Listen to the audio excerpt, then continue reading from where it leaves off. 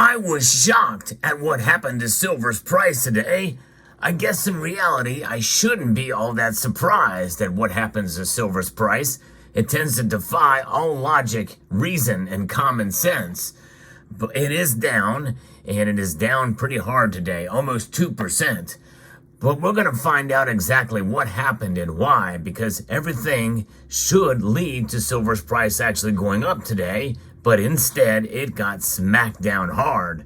So let's explore.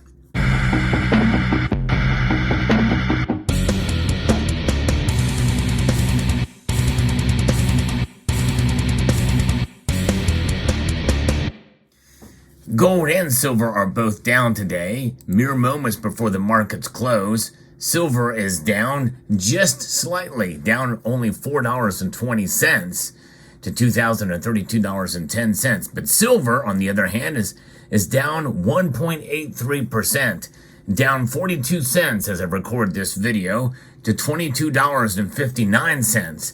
$22.50 is kind of the level where I had thought we would see support, but it has fallen and broken lower than that before. Everything else is down as well. In fact, actually, the platinum group metals took a bigger hit today, which is kind of ironic. But why is this happening, and why did it surprise me? Well, because everything else is down too, including the dollar index. Yeah, the dollar index is down, not by a lot, but it is enough that it would move the needle for silver and gold to go the other way. So what's behind this? Well, I'm going to be reporting and referencing a couple of different pieces here. One is from USA Today. We see the silver's price moving and reflecting what traders buy and sell for immediately or on the spot. That's what the silver spot price reflects. And that really is the bottom line. That's what answers what has occurred today. It's trading. In contrast, the futures price reflects the price for silver delivered in later months. The spot price for silver in the foreign exchange markets is denoted, in the U.S. dollars, and traders buy and sell silver pretty much 24/7 globally. So the price can fluctuate constantly. There's only like an hour or two where it's not traded because the markets close in the east and open, or close in the west and open in the east, and there's a little bit of time in between there. And so we saw the price fall, and it fell mainly because of trading volume, trading that has occurred over the past day here. And essentially it's technical selling is what is the culprit here, is what's happening. And, there's a lot of things that can move silver and gold especially, but silver is really suspect, and in terms of this kind of move and the technical selling here that we're seeing. And a lot of people can blame that on price suppression or manipulation. Kitco is reporting that gold and silver prices are lower. Chart-based selling is featured as a quieter marketplace to start the trading week, and precious metals markets traders are looking for a fresh fundamental spark to drive price action. Now, the U.S. stock index futures are narrowly mixed, but not far below record highs that we'd scored on Friday. The recent stock market rally has been a negative for safe haven metals amid better risk appetite for the marketplace. But as we are getting close to the end of the trading day today, there has been some corrective movements in the stock market. So they're down too. And so despite them being down and the dollar index being down, and that still leaves gold and silver down as well. Now, the other thing that would drive silver, especially to not move down it dramatically, would be commodities, other commodities such as copper, nickel, aluminum, and zinc. Well, they're all up slightly. In fact, the lead is the only metal that's not trading at all today, and crude oil is actually up as well too. It's up $1.11. So still, gold and especially silver got hit hard today. The key outside markets see the U.S. dollar index slightly lower. NYMEX crude prices are up, and the yield on the benchmark 10-year Treasury note is presented, fetching 4.413%, an uptick in bond yields today is the one other factor other than technical selling that is leading to the price of silver to fall. It's a negative for gold and silver when bond yields are up, and they are up today.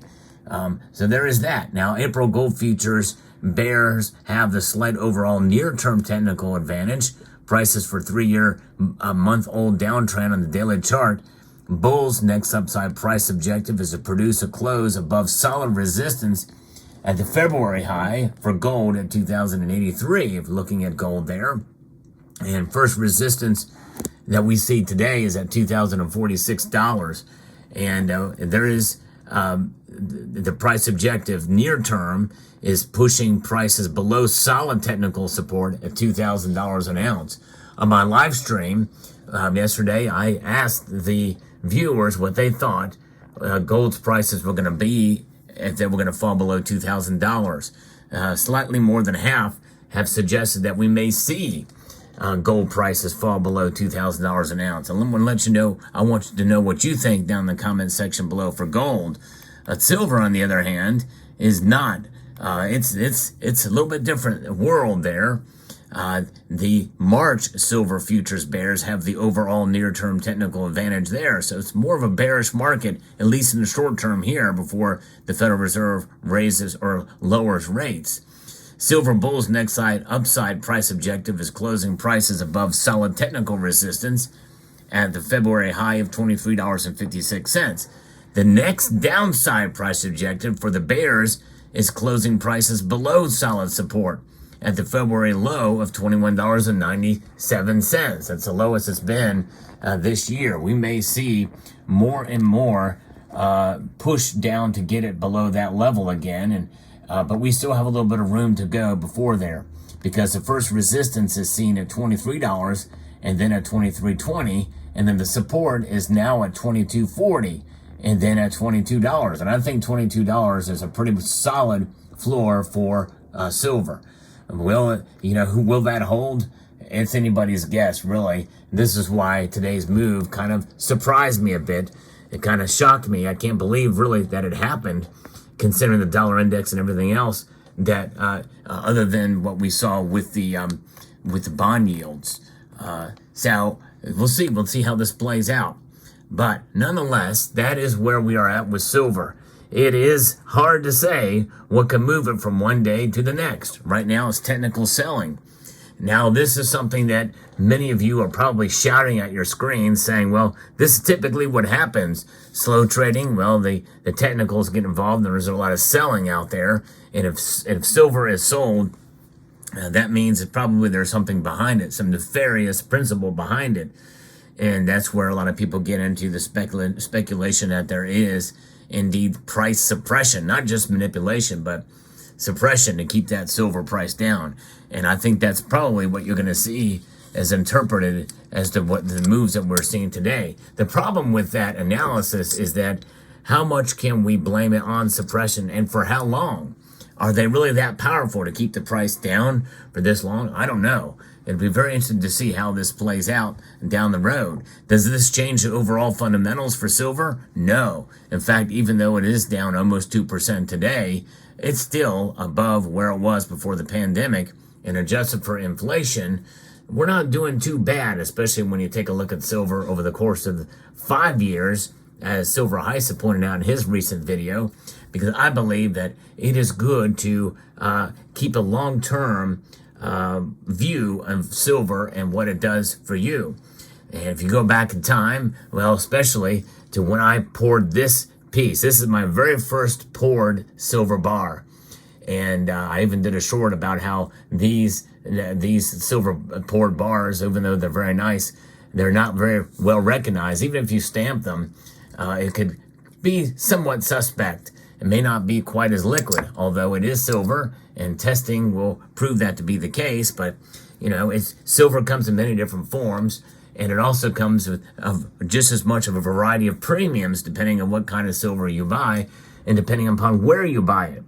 But when you practice dollar cost averaging, finding the cheapest silver bullion, the lowest price, such as these milk spotty Golden State Mint buffaloes, these things are going to go for you on the cheap.